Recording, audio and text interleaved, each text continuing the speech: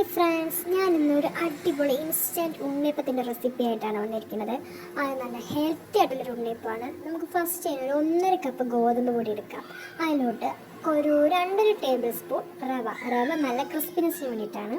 പിന്നെ തേങ്ങാക്കൊത്ത് ഇഷ്ടമാണെങ്കിൽ തേങ്ങാക്കൊത്ത് ഇടാം, അത് നെയ്യിൽ വറുത്തിട്ട് വിടാം, അല്ലാണ്ട് വിടാം. ഞാനിപ്പോൾ പച്ച തേങ്ങ അങ്ങനെ ഇട്ടിരിക്കുകയാണ് മുറിച്ചിട്ട്. ഇനി നമ്മൾക്ക് ദോശമാവ് ഒരു തവിയോളം എടുത്തിട്ടുണ്ടാവും. അത് നമുക്ക് നല്ല ഉണ്ണിയപ്പം നല്ല പൊങ്ങി വരാൻ വേണ്ടിയിട്ടാണ് നമ്മൾ ഇത് സോഡാപ്പൊടി ആഡ് ചെയ്യാണ്ട് ഉണ്ടാക്കാൻ നല്ല ഹെൽത്തി ആയിട്ടുള്ള ഉണ്ണിയപ്പമാണ്. അതിനുശേഷം എല്ലാം കൂടി മിക്സ് ചെയ്ത ശേഷം ഒരു 3 അച്ച് വെള്ളം, അതിലാവശ്യത്തിന് വെള്ളം കുറച്ച് കൂടുതലെടുക്കുന്നത് നല്ലതായിരിക്കും. വെള്ളം കൂടുതൽ ഒഴിച്ചാൽ നമുക്ക് മാവ് കുറച്ചുകൂടി ലൂസായി കിട്ടും, ഇല്ലെങ്കിൽ നല്ല തിക്ക് ബാറ്ററാക്കി കിട്ടുന്നുണ്ടാവുക. ഇനി നമുക്ക് ഉണ്ണിയപ്പത്തിലോട്ട് ശർക്കര പാവ് അരിച്ചൊഴിച്ചതാണ്.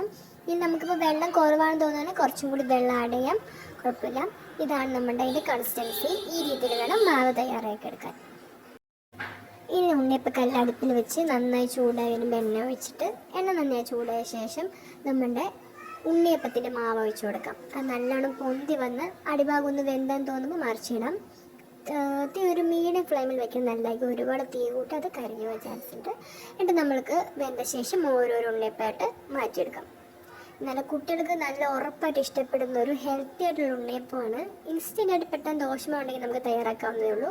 നല്ല സോഫ്റ്റ് ഉണ്ണിയപ്പമാണ്, കാണുമ്പോൾ തന്നെ അറിയേണ്ടത്. എല്ലാവരും മസ്റ്റ് ട്രൈ ചെയ്ത് നോക്കാം. താങ്ക്